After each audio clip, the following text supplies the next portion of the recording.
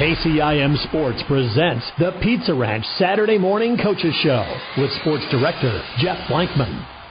Thank you very much, John, and good Saturday morning, everybody. Of course, welcome here to the Pizza Ranch Coaches Show. We appreciate you joining us here today. We're going to be talking Carroll football with Craig Rowetter, Kemper football with Ryan Steinkamp, both picking up big wins last night. Dina Finneran from the Kemper girls tennis team will talk about Charlotte Schwabe finishing state down at the state girls tennis meet. Rusty Wintermote with the Kemper volleyball team and Riley Ludwig with the Carroll volleyball team will be in to talk about their teams. Deb Danner will talk to us about Carroll girls swimming, and Thomas Nelson also joining us here this morning. We're talking about Kemper cross country. All those coming up here in the next hour or so. Let's run you through the scores from last night in high school football. We'll start Class 3A District 6. Carroll rolls by Greene County 35-0 to grab control of that district race. Harlan beats Creston 56-35, and Atlantic downs Perry 49-7. They remain undefeated in district as well. Class 2A District 2, it was Kemper knocking off Spirit Lake 41-21. They remain in control of the district, but right there with them also undefeated Okoboji. They slide by Southeast Valley 34-31 in overtime. It was OABCIG cruising by Esterville Lincoln Central 50-21. Class 1A District 2, South Central Calhoun shuts out ESAC 40-0. Manson Northwest Webster downs Emmetsburg 36-22. So now Manson Northwest Webster in first place in that district by a game over South Central and Emmetsburg. It was Pocahontas area beating South Hamilton 43-36. Class A District 8, ICAM Enning knocks off Loma 27-13. They moved to third in the district. Woodbury Central downs Akron Westfield 29-6. It was Riverside over St. Albert in a non-district game 55-26. It was West Monona beating Westwood 28-20. 8-man District 9, Audubon knocked off Glidden Ralston 84-0. Woodbine tops Coon Rapids Bayard 70-6. Arweva defeated Griswold 63-12. And Exira Kimballton over Cam 56-52. We'll step away. We've got Craig Rowetter sitting here. He's going to join us next on the Pizza Ranch Coaches Show. Celebrate National Pork Month with Carroll County Farm Bureau and Fairway in Carroll. Stop by the meat counter and enter to win piggy prizes, bundles for breakfast, grilling, smoking, and a grand prize. Don't miss your chance to win big and support local pork producers. Carroll County Farm Bureau. Together, we can build a stronger rural Iowa. Pizza Ranch Coaches Show rolling on here on this Saturday morning here on the CB Sports Network. We're talking Carroll Tiger football with head coach Craig Rowetter. Tigers take command of the district race last night, beating Greene County 35-0, jumping up 28-0 at the first half. Coach, did you grab control right away, or how'd that first half play out? Yeah, we were confident in what we were going to bring to the table, and so we took the ball, won the toss, and took the ball, and we're able to march it right down first possession. I do have to give a little credit to Coach Case. He came through for me. We were playing a little under center, some wing tee stuff, and I said that that power tee might come in handy. So I sent him an email, and he responded with a couple tips for me, and that's actually how we scored our first one with Kieran Polking out of the old power tee. So I figure if you have any questions on that, go to the master himself. So Coach Case, a little shout out to Coach Case on that one. Jumped up 7-0 that one. Then Kieran looks like he scored again. Or no, Chase Shable caught a 14-yard touchdown to put you guys up 14-0 there at the end of the first quarter. So passing game really seems to be coming on. Yeah, it does, and it's all set up by our run game. Yep. It just, in fact, Coach Shable was mentioned to me. He's like, hey, that. This route's going to be open. I go, yeah, just watch. He had no idea what I had called. Shirzak Chase was sitting there wide open on his little slant route. But no, it is. It's all, everybody's geared up to stop Adam. And, I would be too. So yeah, it's opening up the pass game, and now Cam's another game in to the season and getting more confident and, going at halftime you're up 28-0, and I don't even know if Adam had 10 carries. So it just shows how other guys are now stepping up and realizing, okay, you can take away this, but now we're going to come at you with from a different direction. And the pass game for you guys, you don't want to have to need it. It's when you guys want to use it, right? Yeah, 100%. Yeah. So it's we have eyes up in the box too. Telling them, hey, this if we need it, it's here, or the certain look is there, and yeah, and that's what it. But that's 100% right. We'll run the ball until we decide something's looking vulnerable, and then we'll attack. Camden King hit Lincoln Burke then for a 45-yard. Those slants, man, if you hit them right, they can turn into big plays, and that sounds like what happened there to go up 21-0. Yeah, especially because that's what, they're in man coverage. I mean, they have to be if you're going to put 8 in the box, right, to try to stop our run game. And, again, that early on there was a little frustration in the pass game, but now it's, it's coming in due time. So I'm happy with it, and I think those guys are seeing that, and they're confident too. They ran great routes last night, and we still left a couple. There's a couple that will look at tape and be like, "Dang it, there was another one." So it wasn't perfect, but it's definitely trending in the right direction. How good was the defense to get that shutout? They were, they answered the bell from the first year. We challenged them right off the bat and said, "Hey, if we can get three and outs." Obviously in a row that'd be great, but if we get 3 and outs, we thought we'd sustain enough drives where they won't have enough possessions to catch up. And the defense, especially the defensive line, it was, Ty Mulbauer and Kieran Polking on the edges, kept the quarterback contained, and Gavin Holt and Miles Puddens just kind of hammered them on the inside, and whatever might have leaked out, then you had Michael and Quentin cleaning up what was left. But a lot of that too was there was nowhere to throw it because our secondary had them pretty much locked down all night. Up 28-0 at half. Was it one of those games where it felt like 28-0, or did it feel like you could have been up more? I felt like we left one out there, and that was on me. I screwed up the play call in third down, a formation direction, and it got kind of misconstrued, and that was 100% on me. So we, so as much as the kids have some stuff to work on, so do I. And, but that might have been about the only, thing that didn't maybe go as planned that first half. So that was a good thing. And, and the kids, though, to their credit, too, they were focused. At one point a week ago, we were up 27-7 on Harlan and thought, hey, we're in good shape. And all of a sudden you're in a 1-score ball game. So, we made a point at halftime to make sure that wasn't going to have a chance. And, the kids came out in the second half just like we did the first half. We're really locked in the whole game. Sounds like that was kind of the message at halftime, was to come out.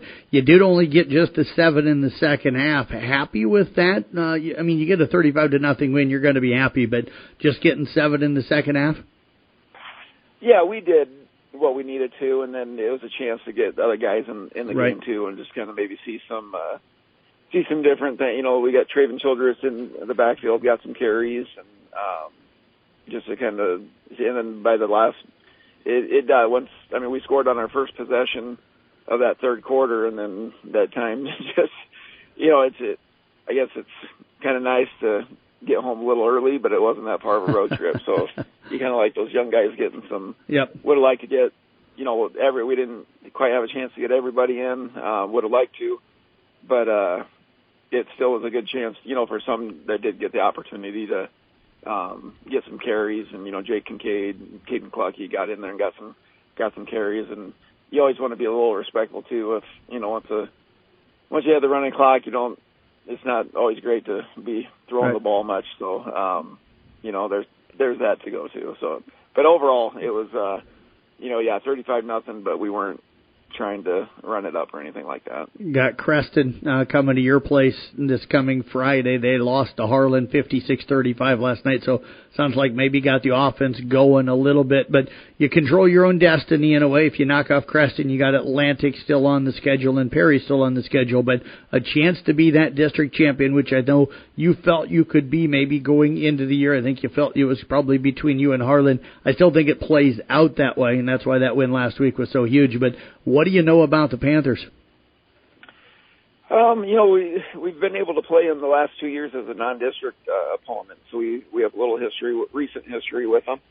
They'll motion everywhere on offense with a bunch of different sets. They like to 2 platoon, so the advantage of that is they have a lot more time on offense to, come up with all sorts of stuff to throw at you. But some of their top kids are only playing one side of the ball, so that's kind of the the cost and the benefit, or the cost or the benefit to it. So offensively, and obviously they can put up points.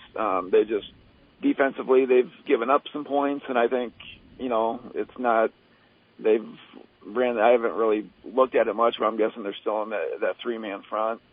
And historically, we've done pretty decent against a three-man front with our run game. Well, Coach, congratulations again on a great win last night. Keep rolling here in the district. Best of luck with Creston coming up. Enjoy the weekend, and look forward to catching up with you next week. Yeah, we're going to head down here to the Band Day Parade. So if you're got nothing to do, go down and support the band guys, or the band there kids. You go.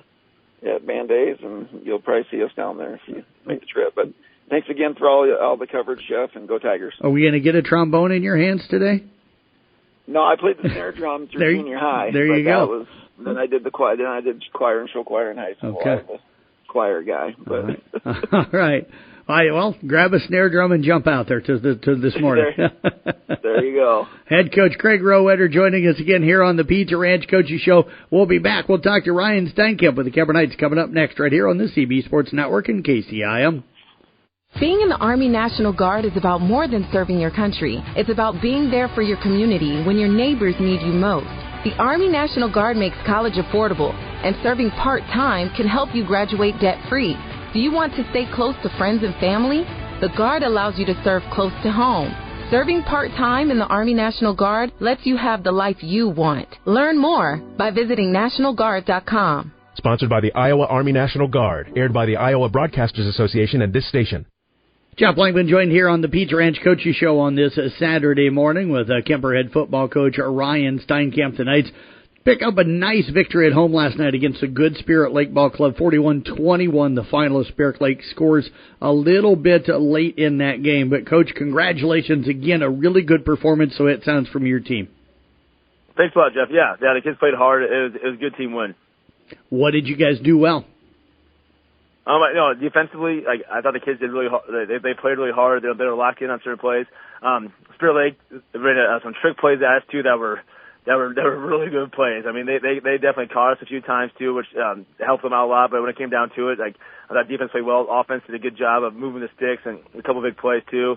And then special teams did a nice job as well. Offensively, kind of a nice start. Usually you guys score fairly quickly, but sounds like you chewed up quite a bit of that first quarter on that opening possession and turned that into a 7-0 lead. Yeah, big plays are great, but it's also you got to be able to get nitty and gritty and stay consistent. And it was just kind of a chunk drive, 5 yards here, 6 yards there. Just a good drive, moving the stick too. Picked a couple third downs too. Those was important downs too. So it was great to see the kids respond well in those scenarios. Then the defense comes out and gets a stop. I think it was a 3-0, 3 and out, if I remember correctly.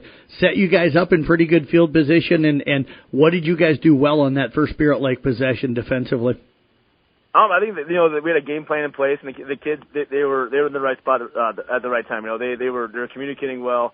Spirit Lake does a lot of different formations, a lot of different shifts, and they throw a lot at you too. So it was a lot to prepare for too. But the kids were communicating well and did a great job of that. You jump up 14-0, then a 67-yard touchdown pass to Griffin Glenn. He seems to be kind of that big play guy in your guys' pass game.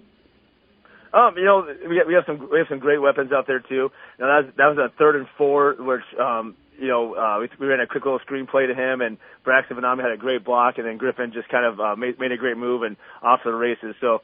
But it was set up by just great O-line play and a great throw by Brock, and yeah, it's a good play for our kids. And we tell them all the time, just take what's there too, and then big plays will happen by you guys just being good athletes and making plays. Anybody really shining on the offensive line for you? I thought the whole line as the game went on, as the game went on, they got stronger too. Spirit Lake was bringing a lot of pressure. Right. They're playing pretty tight to us and blitzing a lot of guys, and the O-line. It took them a little bit, but they got in the zone and were communicating well too and firing off. Had some really nice blocks down the stretch. What did Spirit Lake do well to cut it to 14-7? Was it one of those trick plays, or did they actually mount a drive against your defense? They hit us on a really good reverse, and they blocked it well too. And we had some missed tackles, and they were able to get down to inside the 20. And then, they have a really shifty young quarterback, and he's a good player. And they just got 3-4 yards, and then he had a nice touchdown run towards the end. 14-7 going into the second quarter. That's where you kind of blew it open. Jared Hoffman continues to run the football well for you, and I know the guys up front open him in holes, but he runs hard. And then Brayton Alford. Does this guy just step up with a big play defensively every single week? Yeah, Bray's a playmaker too. He's a great kid that works really hard too and loves football too. Yeah, it's good to see him make those plays. And yeah, he a lot of times when we need a play, he answers that call. Pick six. Take us through how that one played out. It's third and long. We kind of scouted that they've been running a lot of screen plays too, so we were kind of sitting on that. And then the kids did a great job taking away a screenplay we haven't seen yet. They do a lot of different things, and he just got in that window. Made a great play on the ball, broke some tackles, got a couple nice blocks from the guys on the line, and then made a great effort to get to the end zone.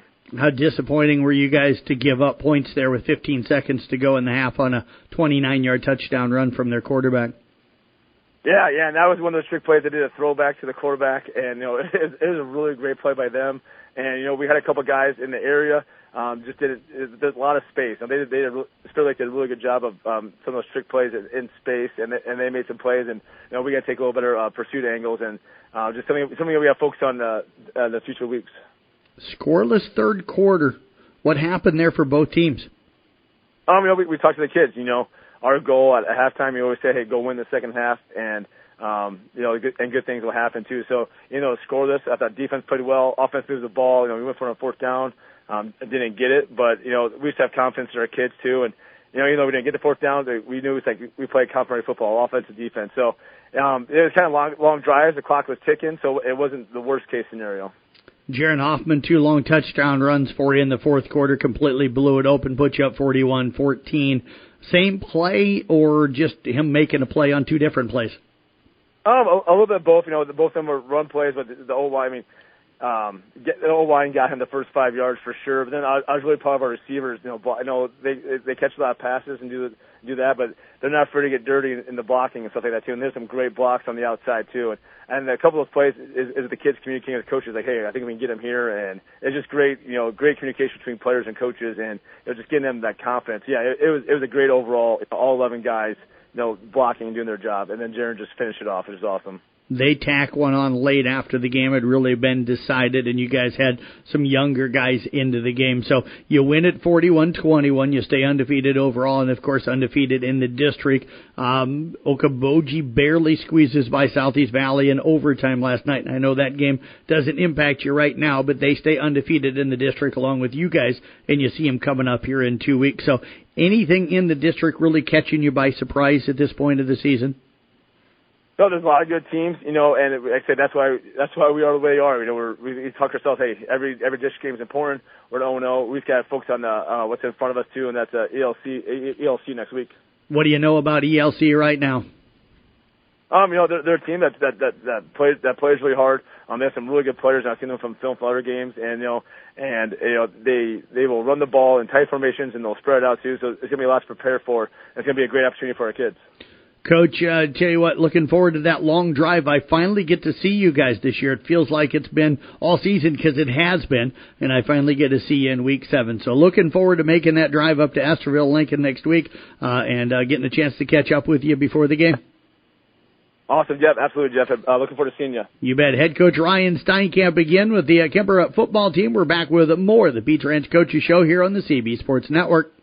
Hey, moms and dads out there, let Pizza Ranch make feeding your family fun and affordable. Every Tuesday night, kids 12 and under eat free. Whether they love the pizza, chicken, or mac and cheese, you'll make them all happy. When you're on the go with sports, church, or, well, just life, come in for a quick and delicious buffet. The best part is, they'll do the dishes. Pizza Ranch makes family meals fun and fast. For delivery or carry-out, call 792-3456. Pizza Ranch, just off Highway 30 in Carroll. Whoa, that's good. Let's talk some Kemper girls tennis, more specifically about Charlotte Schwabe and her run down at the state tournament here on the Pizza Ranch Coaches Show. Joining us right now is Dina Finner, and, of course, the head tennis coach for the Kemper girls. Coach, congratulations on a great season this year and a great run for Charlotte down at the state tournament. All right, thank you. Yeah, she got 5th place. She did awesome. Yeah, she went 4-1 overall down there. Got to the quarterfinals before losing, and then went perfect through the consolation brackets. I think maybe dropping just one set, if I can remember correctly, on the backside. Maybe not even a set on the backside. I think both of her, all of her losses came on the front side of things. So, Coach, she had to have been pretty excited. What stood out for you and her about her play? You know, she played really well. She put up a good fight against Gabby, against the person that she played against was Shenandoah. She lost against her with the Hawkeye 10, and she put up a good fight against her again down there, but she just came short, and that put her in the consolation. But on the second day, she came through and fought hard and ended up in that 5th place. How much she dropped that first set against Pujita Mukadam of Fairfield, but then rallied back to win 6-2, 6-2 in her opening round. Did that impact her? Maybe not in the first set against Gabby Gabby Jacobs from Shenandoah, where she lost 7-5, but in that second set where she lost 6-1. It was a really long opening round match. That break in between kind of short. Did she wear down? I know she's in great shape, but did she wear down a little bit in that one?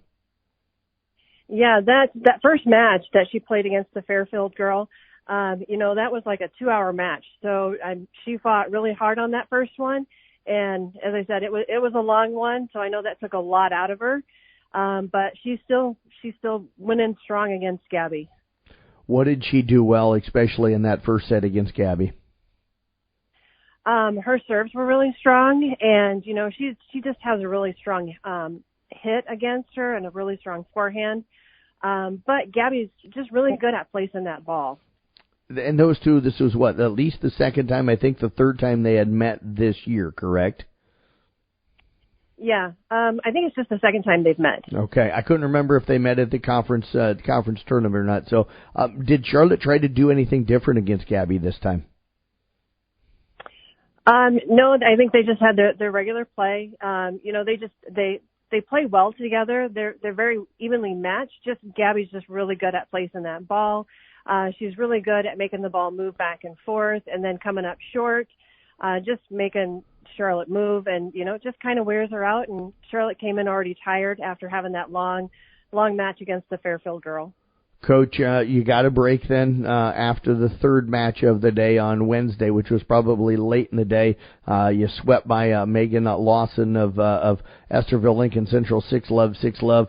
I'm sure Charlotte pretty focused on that one. How nice was that to go out and kind of get a dominant win to get maybe your first kind of easy match of the day? Yeah, that was really nice. Going in, you know, she played the girl from North Polk. That's who she lost to get to be the runner-up coming into state. So going against her and then being able to come out on top and beating her at 6-1, 6-0, that was a good win. Yeah, that was what started your Thursday morning. What did you guys do Wednesday night into Thursday morning to kind of refuel, Charlotte a little bit after 3 matches on Wednesday? You know, she kind of wanted to celebrate, and we went to Texas Roadhouse. Great place to eat, right? Yes, they have awesome steaks. Coach, that 5th place match, what a thriller. Wins 2 tiebreakers, 7-6 in both of them, 7-4 in the first set and 7-3 in the tiebreaker set, to be able to bring home a 2-0 victory and finish in 5th place. How wild was that match against Caitlin Bjork of Decorah? Yeah, that was really close. They're 2 great competitors. They played very well together. They both have really tough swings, and Charlotte was just able to come up on top and come out on that.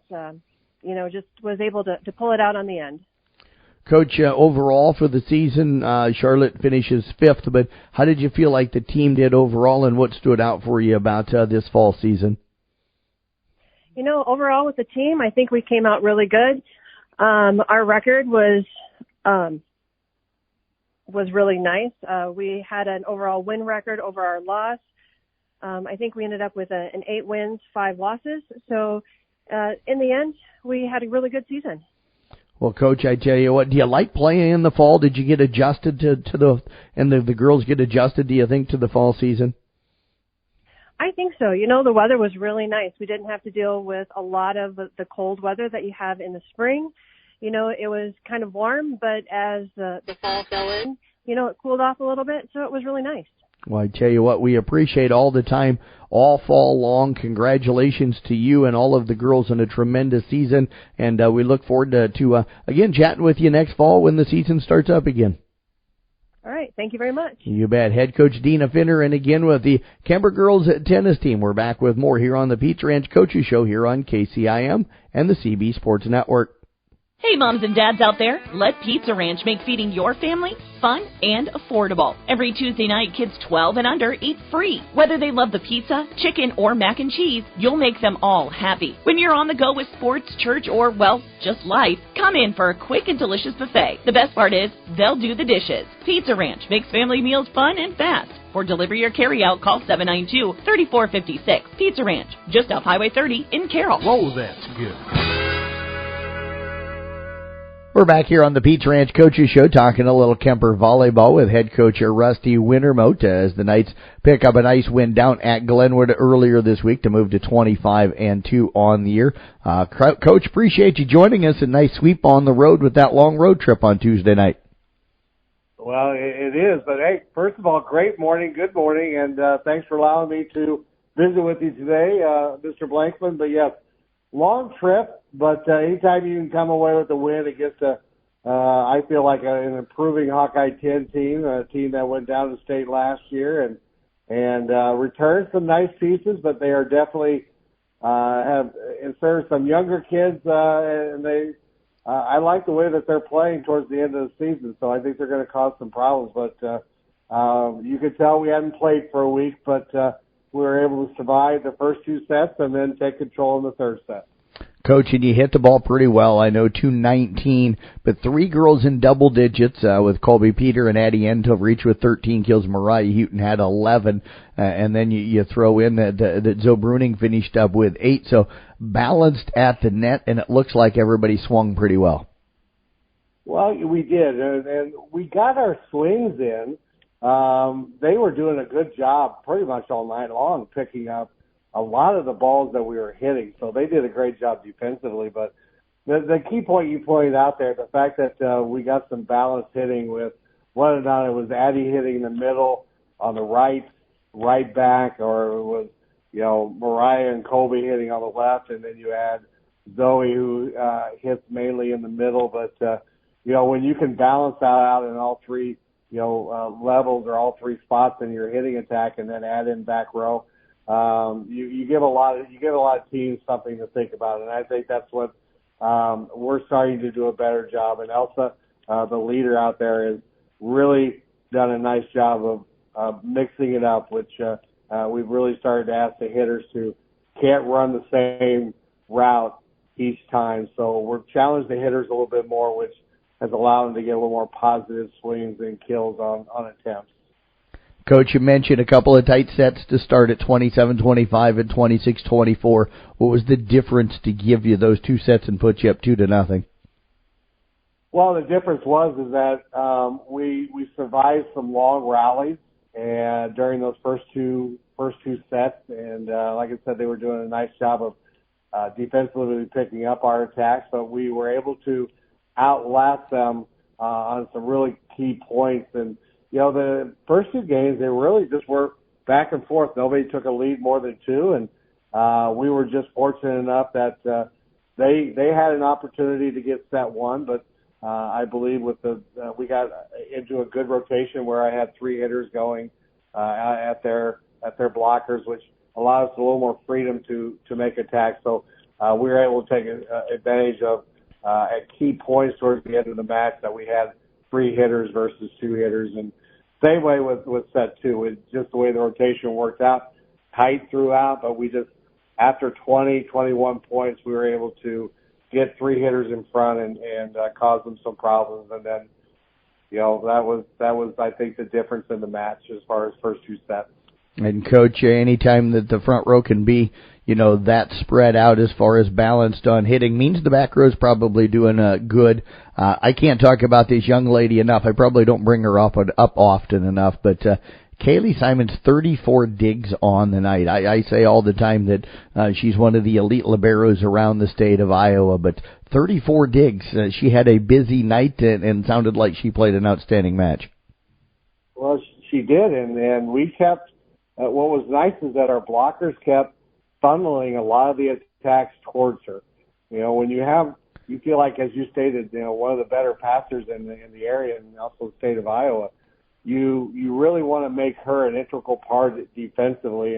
And we always talk about if we can get touches, that helps everybody in the back. But if we're going to be late on a block, let's be late and force them to hit, in a direction towards Kaylee. And I think, during each set, that's really what we focused on, was making them go after Kaylee, and Kaylee responded. But then you throw in Mia Milligan, who is really kind of setting a tone for herself in the middle back, and she had 18 assists, or 18 digs, and I think that was a season high for her, or a match high. But yes, our goal is to funnel everything towards Kaylee as much as possible. Coach, you move on now to next week. You got to Lewis Central coming up. You got a few days. You played Tuesday of this week, not till Thursday next week. So what's the focus been in practice to get ready for Lewis Central? Getting healthy, resting some arms, and especially the jumping part of the legs. We've been trying to focus on, the day after, relaxing them a little bit, then building it up, and then relaxing again. And we'll go next week, where Monday and Tuesday will be, in my mind, will be hopefully a little more intensity. 75% of the practice will be 6-on-6 and challenging each other and just getting each other ready, because I feel like as deep as we are, we can really challenge each other on both sides of the net. So, and the other part that's been great news that we got today is that looks like that Brianna will be back to play with us next week. So she's been cleared to begin practice on Monday, and with stipulations that we don't quite know yet, but that's a positive sign that you'll get another hitter back, and just some really deep experience for that middle front or middle hitter. But then that allows us to put Addie and Olivia strictly as right side hitters instead of mixing them into the middle and the right, and it really, I believe, caused a lot more problems for teams moving forward. So we're very fortunate that Bree gets to come back, but we're also, too, we've been very fortunate that the kids that are being able to step in and take her spot have provided a lot of quality minutes and quality play for us as she's been out. So rest and just hard competition against each other, hopefully treating it like a match since it is a long time between matches. Well, Coach, I tell you what, that's probably some of the best news I've heard all week long. So congrats to Bree, congrats to you guys on the win. Enjoy the weekend off, and tell you what, looking forward to talking to you about that LC match next week. I am as well. The Friday to Friday is an awful long week when I don't get to talk to good people like you, Mr. Blankman and Mason. So we wish you guys the best, and again, thank you for expanding Kemper's ability to reach out to all the public with their names and their athletic ability. Head coach again, Rusty Wintermote with the Kemper Volleyball Joint Team, joining us here on the Pizza Ranch Coaches Show. We're back with more next year on KCIM. It's National 4-H Week. This year's theme is Beyond Ready, celebrating how 4-H prepares youth for college, careers, and life. Carroll County Farm Bureau is proud to support 4-H and cultivate our most important crop, the next generation. Together we can build a stronger rural Iowa. Join Carroll County Farm Bureau today. We're back here on the Pizza Ranch Coaches Show on this Saturday morning, talking right now little Carroll Tiger volleyball as head coach Riley Ludwig is joining us. Coach, as always, good to catch up with you. How you doing? Yeah, good. How are you? I am doing well. You and the girls on the road over to Jefferson. We'll talk about the Greene County tournament coming up here in just a little bit, but we're going to start on that Thursday night. You guys hosted at Bondurant for our wow, what a tight match that night. You ended up getting beat in 3, but just 4 points in the first set. Then the last two, just 2 points, and including the third set going a little extra with a 26-24 loss. So very competitive match the way it sounds. Yeah, no, it was fun. I'm not fun to be on the the side of it we were on, but it was fun to see the girls fight back and just play so well. What did they do well? A lot of touches on blocks, a lot of blocks. Probably not a lot that show in our stats. Bondurant did a good job covering, but there was more than once where there was a block and then, they covered it, set again, and then we got another block, and then lots of really good touches to help out our defense. But yeah, blocking was just amazing yesterday. And then we applied a lot of the things that we talked about, like between timeouts, between sets, and I mean, even seeing the scores, we just improved as the night went on. Coach, you mentioned lots of touches and blocks. Who was getting their hands on the ball at the net? Amanda and Chloe. Chloe had a lot of touches during that game. Amanda, all of them. I think almost every single one of them had, maybe not in the stats, but they had a block that went back over to the other side of the net and made them kind of scramble over there. So. How did the back row react with the front row getting so many touches? How well did the back row cover? Oh, it helps out a lot when they're getting those touches. Our defense did well. Again, improved quite a bit throughout the 3 sets. We're just working on starting that strong and not having to wait a couple sets to get there. Coach, offensively, did you feel like you guys were able to take advantage of that and swing pretty well and stuff? And if so, who did?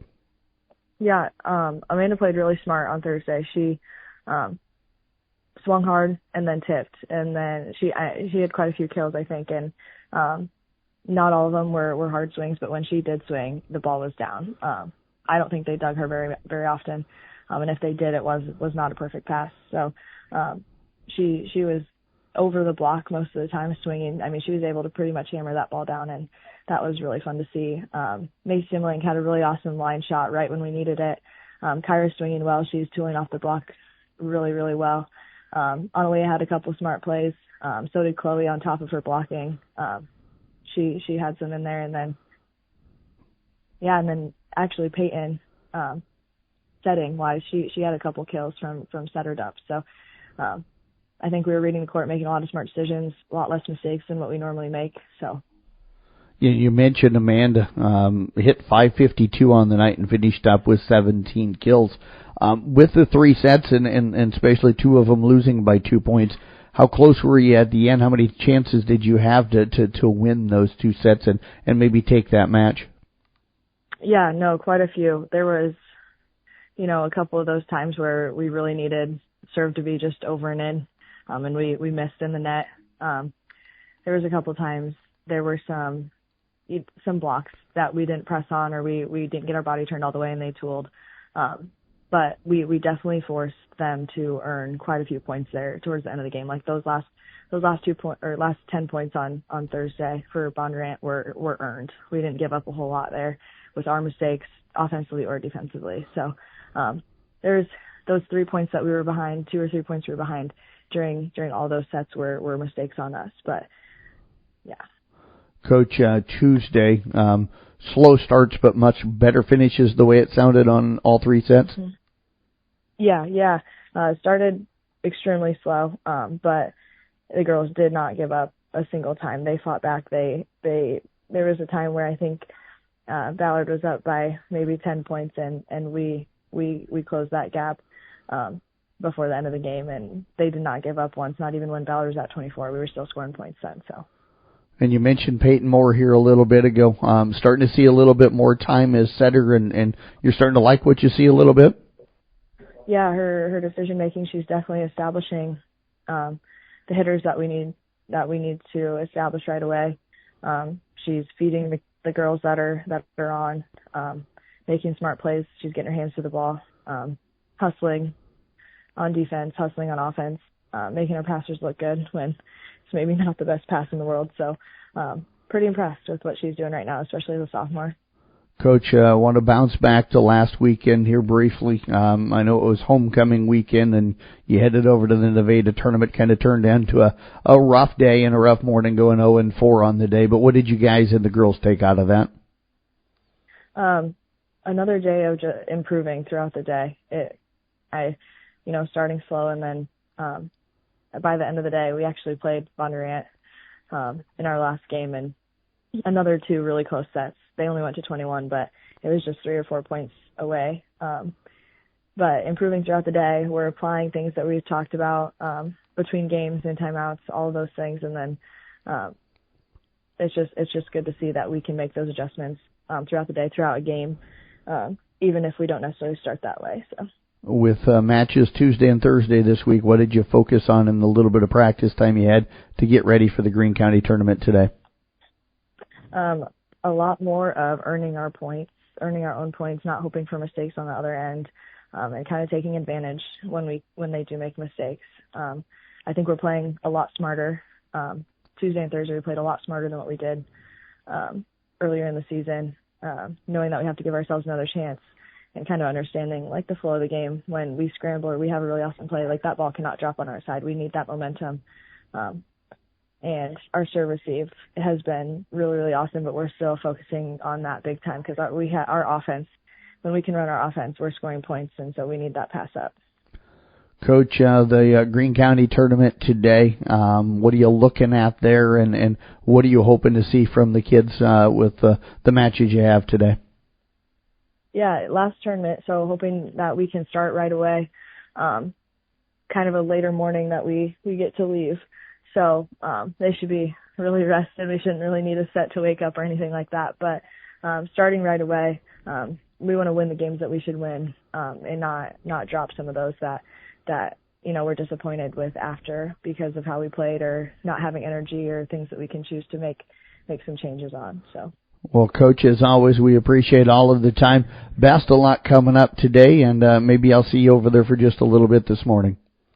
Awesome. Thank you. You bet. Head coach Riley Ludwig again with the Carroll volleyball team. We're back with more of the Pizza Ranch Coaches Show here on KCIM.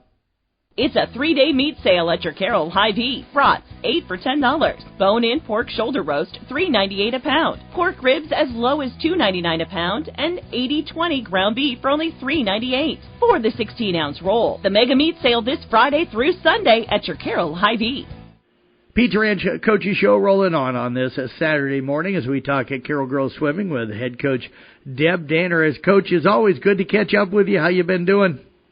Yeah, I've been doing great. Everything's just been good, going really well this week. Yeah, it's been a good week. Things get a little crazy starting next week as far as schedule-wise with all of the meets you're going to have from here pretty much till the end of the regular season, which is quickly approaching as we're already in October. But it's been a good run so far. Let's start last Saturday over at Des Moines Lincoln. You knew that with only 8 girls you were going to have to, probably finish really well in some of those events to get up. I think you were hoping to get up maybe as high as third place. You didn't know a ton, you said, if I remember right, about Cedar Rapids, Washington.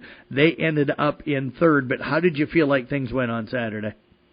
Yeah, the girls swam really well Saturday. So with 8 girls, it's just really tough. You get 3 entries, but I only get 2 because of our numbers. So, we're missing out on a spot for scoring points, but. Yep. We make the best of it, and we try and finish as high as we can. And, we had some very good races in there, and, the girls, they did a fantastic job. You had 4 individual events finish in the top 3. 2 of your relays finished up in second place. I know I had asked you early in the season that I had a feeling you were pretty excited about the depth for your relays, and it showed again on Saturday with the 200 medley relay team finishing up in second place, and also taking second place was the 200 at freestyle relay. Right, yeah.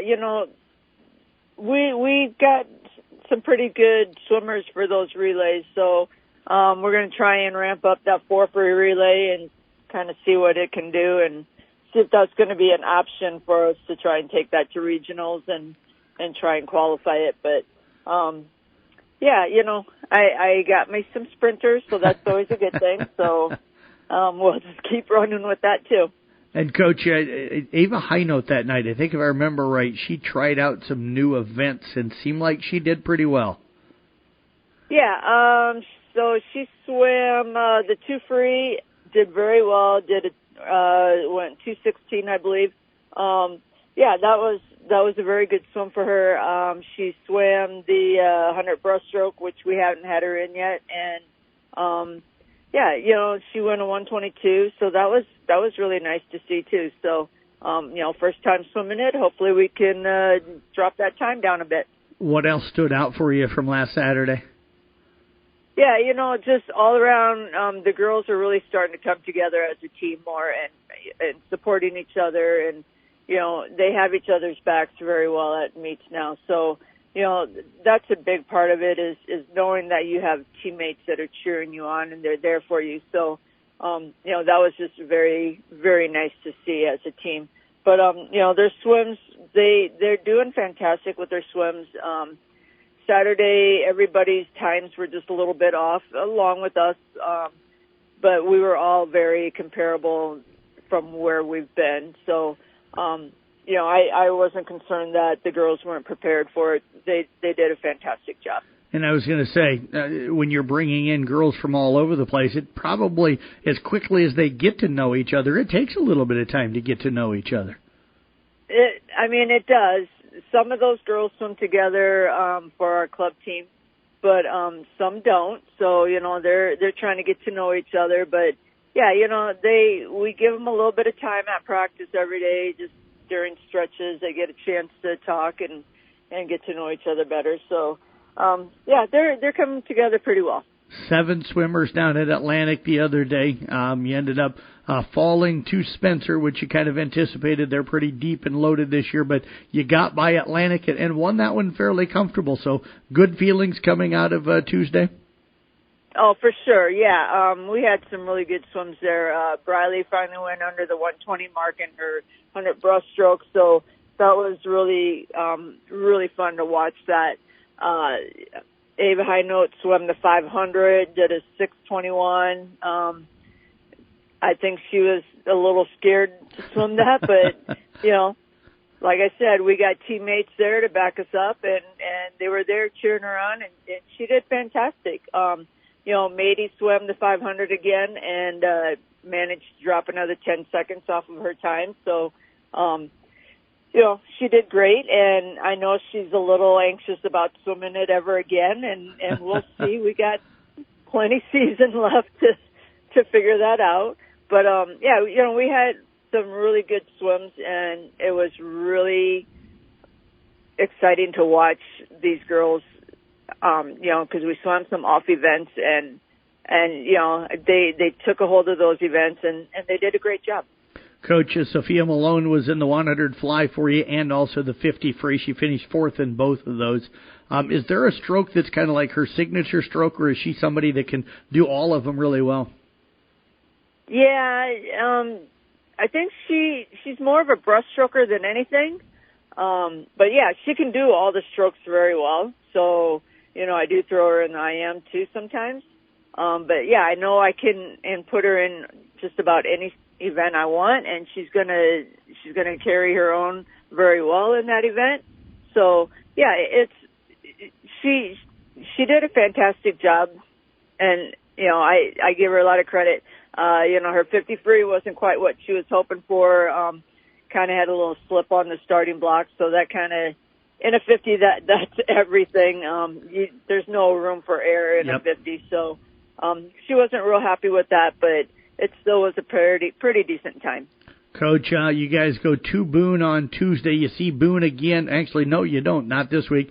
You'll see Fort Dodge and Spencer coming to your place on Thursday. And then Saturday you head to Johnston. I wouldn't be surprised if Boone's not there. But the craziness with the busy schedule begins this week. Yeah, it's going to get real busy. Not a lot of recovery time. So,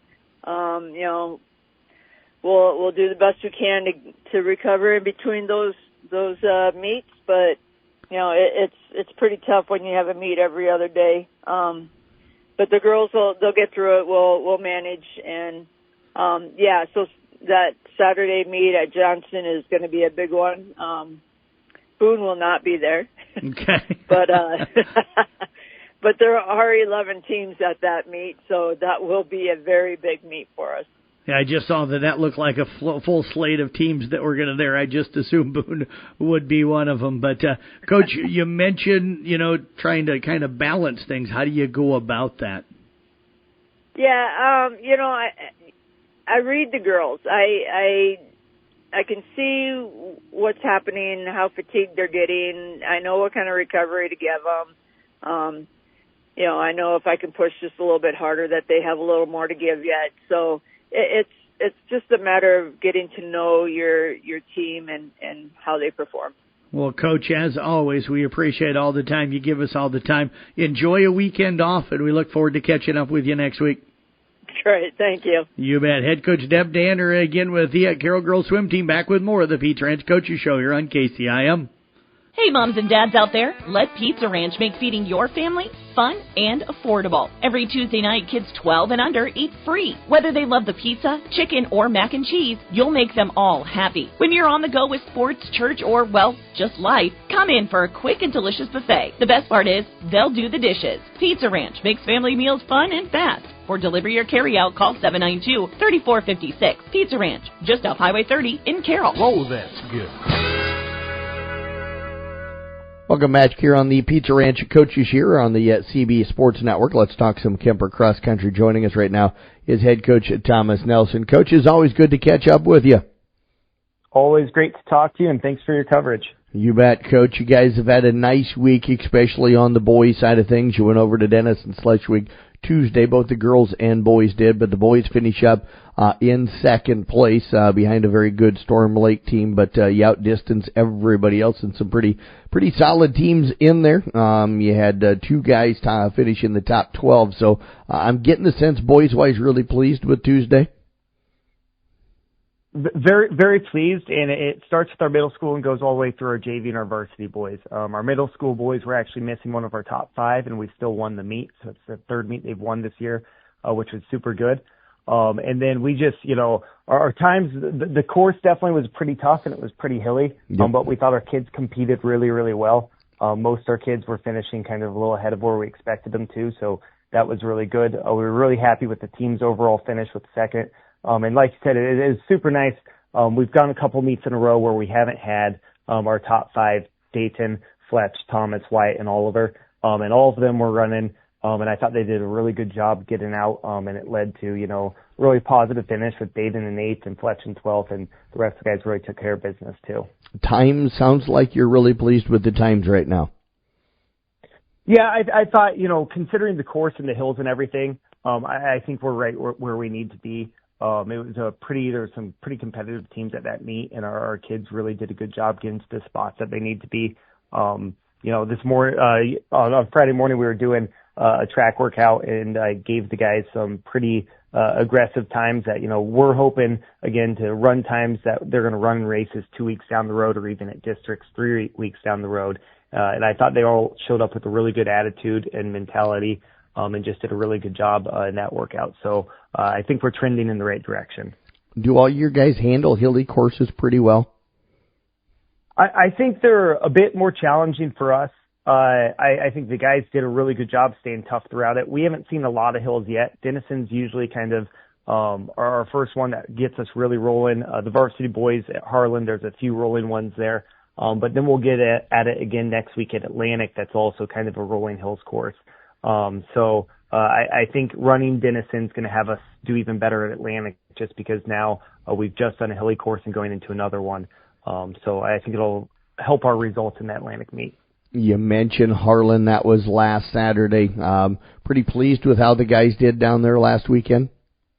Yeah, I was super excited with the results we got from that meet. That's just got a lot of teams there. Red Oak and Lewis Central we talked about are in our conference and teams we're trying to compete with, and it helped our guys kind of figure out where we are in relation to them. In our times, I thought we're really good there. Dayton was in the 16s, Fletch was mid 17s. Tom and Wyatt were both in the 18s. Oliver couldn't make that one, but moving forward, like I said, I think we're going to see some really good times at Atlantic, and we've seen that in the past too. And you're really happy with how the schedule's breaking down. You're down to running once a week, which kind of gets you ready for districts coming up. Hard to believe here in just 2 weeks. Yeah, it's crazy how fast the season's gone. We were able to, since we ran at Denison and not again until next Thursday at Atlantic, we were able to kind of give the kids just a really good stretch and a day off on Wednesday, and I think they appreciated that. And now we're pretty much to running Thursday, Wednesday, and hopefully another week after that Wednesday with some guys going to state. But, it lets us really get into a good routine over this last 4 weeks. And, I think that routine will help us in the long run. What's the type of workouts you'll do, to get everybody ready for, conference and then, the state qualifying meets the week after that? So I've got to do a little research. We haven't been down to Shenandoah for a while. I need to find out a little about that course and kind of figure out if it's going to be flat and fast or if it's more of rolling hills, and that'll impact a little of what we do, whether we end up doing the workouts on the track or going out and finding a couple hills to get in and practice too. But really at this point, we're just trying to make sure everyone can feel as fresh as possible. Our kids have put in the work over the summer, over the first 3 quarters of the season, that now it's about really honing in on feeling what our race pace for the last couple of races is going to be like and knowing what that feels like grooving at kind of mid-race. And we're just trying to make sure that the kids' legs are going to feel fresh and that they just, like I said, kind of know how that pace feels for them. And if we do that, I'm pretty confident we're going to have good results over the last couple of meets. Coach, let's bounce over to the girls. They ran just the once this last week. That was at Denison on Tuesday. Grace Schoonover led you, followed by Casey Wiederin and then Shelby Graving. So how did you feel like things went for the girls at Denison last week? Just like the boys, I was really happy with just the entire team effort. Our girls middle school team actually got second. They've done that a couple times this year. They're easily the best girls middle school team we've had over the last couple of years. Taylor Heidhoff won another meet, so that was super cool. And then it translated all the way up to our varsity and JV girls. So we're with Grace kind of leading us. We were hoping to get some girls or 1 or 2 in the 30s, but we got 3 there with Grace, Casey, and Shelby going 32, 34, 35. Unfortunately, Anna was sick and couldn't run that day. Otherwise, I'm confident she would have been right there too. Meredith Pita continues to just get better and better each meet. She finished 4th for us. She was 40th. Followed by Logan at 44. And I just thought the girls did a really good job. The last couple meets, they've been really getting out together and pushing each other earlier on in the races, which has led to a lot better times as the season goes on. Do you feel like the girls are where they need to be as we talked with districts coming up and state qualifying and conference meet? Yeah, I think our girls are in a super good spot. I'm really excited to see what they put down for times over the next couple meets. Atlantic for us in the past, we've seen a lot of kids really take advantage of the hills and get some PRs there. And I think the girls varsity team especially has the potential to get some really good races in there just because of the way they've been trending in practice on the last few meets. And then we've also got some JV girls, Adeline Pide, Kaylee Owen, Ella Heitoff, who've been doing really good in practice. And I think are really excited to finish the season strong. And try to set some PRs there too, so I'm excited to see what they'll do as well. What are you thinking of Nation of Hills for the girls and boys Thursday down in Atlantic? Well, first off, we're hoping it cools down a little. And traditionally, it seems like the last couple of years we've been there, by the last race especially, it starts to get cool. Now, this October's been a little different than previous Octobers, but I know our kids are familiar with the course. And we've seen enough good times on it where they're going to feel relatively confident going in and knowing that we can perform well. And even our middle school kids who have jumped up have always ran that meet. So I'm pretty confident that they're going to show up well, and we're going to see some PRs and get a really good finish. Well, Coach, as always, we appreciate all the time here today. Best of luck coming up on Thursday, and looking forward to catching up with you again next week. Thank you for your coverage. Go Knights, go Tigers. Have a great weekend. Head coach again, Thomas Nelson with the Kemper Cross Country teams. Back with more here on the Pizza Ranch Coaches Show. This is KCIM Carroll, also broadcasting on translator K236CB at 95.1 FM. We are KCIM, Carroll Broadcasting. Let's take a look at that local sports schedule as we wrap up the Pizza Ranch Coaches Show for this Saturday morning. In cross country, again, ESAC girls and boys and South Central Calhoun boys and girls are at Pocahontas area this morning. In volleyball, Carroll goes to the Greene County Tournament, Glidden Ralston at the Riverside Tournament, and IK Manning at the Tri-Center Tournament. Thanks again to all of our coaches here today. Again, Craig Rowetter, also at Ryan Steinkamp, Dina Fitter, and Rusty Wintermote, Riley Ludwig, Deb Danner, and Thomas Nelson for joining us. Again, our player of the game game banners from last night are up at the Carroll Broadcasting Sports Network website, Facebook, Twitter, and Instagram pages. The audio from the radio broadcast last night, all available on the Listen to Past games on the website. The video broadcast on the Carroll Broadcasting Sports Network YouTube page from last night's Kemper Spirit late game. And Mason Nealon and I will sit down and type up recaps of all of last night's football, all of today's cross country and volleyball as the weekend goes on. So check those out on the Brinks Exterior Sports Report at sports.1380kcim.com as the weekend goes on. That's going to wrap up the Pizza Ranch Coaches Show for this Saturday. Have a great weekend, everybody.